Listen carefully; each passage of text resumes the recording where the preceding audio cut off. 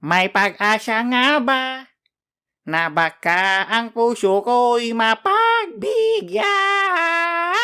Mahiwagang sitoyen, kailan kaya tatagayin? Umagang-umaga naglalasing. Mahiwagang sitoyen, ano bang dapat gawin? Ubos ko na pero bitin pa rin. Sitoyen, anong lasa pag walang tubig? Sitoyen. Hoy, Hoy Karin.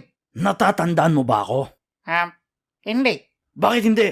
Tanga, nakamaskara ka eh. Ay, sorry. Ako yung magre-recruit sana sa'yo sa grupo namin. Anong grupo? Yung sa mga hold-upper, nakausap mo nga boss namin eh.